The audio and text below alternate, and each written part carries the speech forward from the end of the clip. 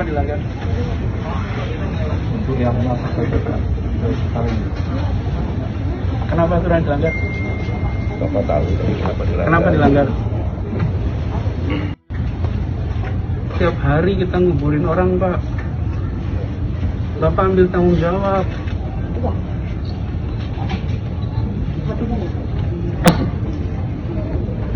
Semua buntung, Pak. Nggak ada yang untung. Jangan seperti begini. Apalagi ibu hamil masuk. Ibu hamil kalau kena COVID mau melahirkan paling susah. Pagi ini saya terima satu ibu hamil meninggal. Kenapa? Melahirkan COVID.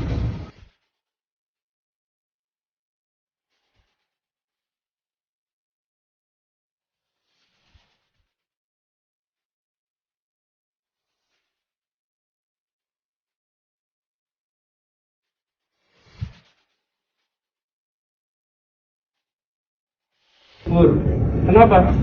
Karena orang-orang tidak peduli seperti ini. Sekarang tutup kantornya dan langsung nanti akan diproses. Dan katakan pada semua, pulang. Taati aturan.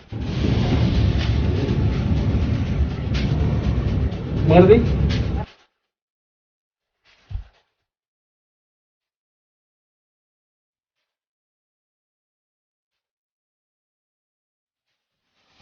Assalamualaikum warahmatullahi wabarakatuh.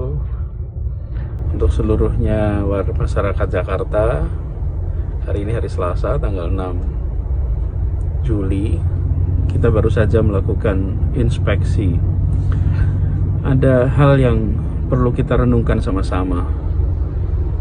Saya tadi mendatangi bersama dengan kepolisian, tim Dinas Tenaga Kerja, kantor-kantor di Gedung Pencakar Langit Jakarta. Di lantai 43 semuanya adalah orang-orang yang sangat terdidik, dan kantornya bukan kantor yang termasuk esensial, bukan termasuk kritikal, tetapi semua tetap bekerja. Bukan saja melanggar peraturan, tapi tidak memikirkan keselamatan. Ada ibu hamil tetap bekerja. Saya sampai tegur tadi manajer human resource-nya, seorang ibu yang menjadi manajer HRD. Saya katakan harusnya seorang ibu lebih sensitif, melindungi perempuan, melindungi ibu hamil. Tidak seharusnya mereka berangkat bekerja seperti ini. Kalau terpapar, komplikasinya tinggi. Dan pelanggaran yang dilakukan bukan sekedar pelanggaran atas peraturan yang dibuat oleh pemerintah, tapi ini adalah pelanggaran atas tanggung jawab kemanusiaan. Di Jakarta kasus baru 10.000. Kita memakamkan lebih dari 300 orang sehari. Itu semua adalah saudara-saudara kita. Itu semua adalah ayah, ibu, kakak, adik dari kita semua. Karena itu saya minta kepada semuanya, jangan tiru yang terjadi barusan kita lihat. Lantainya 43, isinya orang-orang terdidik, dan beramai-ramai mereka melanggar aturan, beramai-ramai mereka mengambil langkah tidak bertanggung jawab. Saya sampaikan pada manajernya tadi bahwa buat aturan untuk melindungi pegawainya, dan pemilik-pemiliknya harus bertanggung jawab. Jangan pemiliknya berlindung di rumah, isolasi di rumah, sebuah langkah yang benar, tapi pekerjanya disuruh berangkat kerja. Pekerjanya disuruh untuk setiap hari ambil risiko. Itu adalah pemilik-pemilik perusahaan yang tidak bertanggung jawab.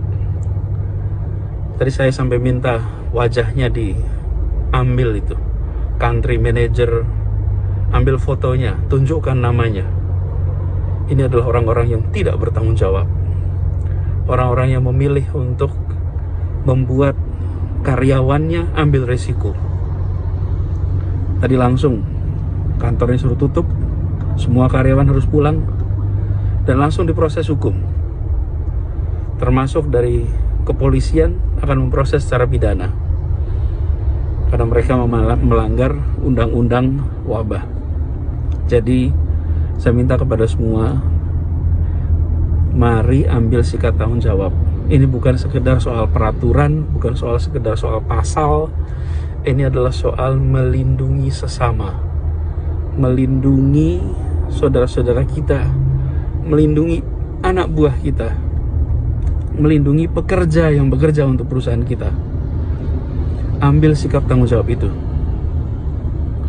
Buat para orang tua, buat anak-anak, tanyakan pada ayah, pada ibu, apakah sektornya sektor esensial atau kritikal.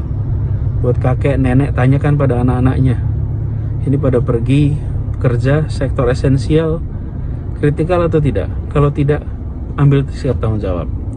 Dan bila Anda menemukan tempat Anda bekerja bukan sektor esensial, bukan sektor kritikal, laporkan.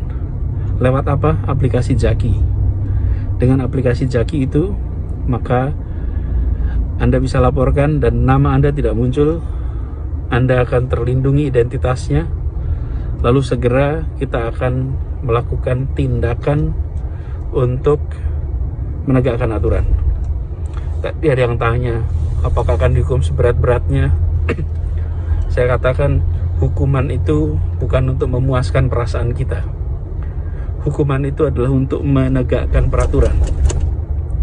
Jadi bukan menghukum sepuas-puasnya, tapi menghukum sesuai dengan ketentuan perundangan. Ini adalah negara hukum. Ini adalah negara yang diatur dengan tata aturan hukum. Karena itu ketika memberikan sanksi, bukan untuk memuaskan hati, tapi memberikan sanksi untuk menegakkan aturan. Karena itu saya minta kepada semua, sekali lagi, jadilah pribadi-pribadi yang mentaati hukum, bukan sekedar mentaati penegak hukum. Jadilah pribadi-pribadi yang ikut melindungi saudara-saudara kita. Jangan justru membuat saudara-saudara kita berisiko terpapar. Mari kita jalani ini dengan keseriusan. Insya Allah ini bisa mempercepat masa sulit untuk selesai. Masa sulit ini segera bisa cepat selesai kalau kita sama-sama bekerja dengan baik, kolektif, disiplin untuk menjaga keselamatan, mengurangi interaksi. Itu aja dulu. Salam untuk semuanya. Assalamualaikum warahmatullahi wabarakatuh.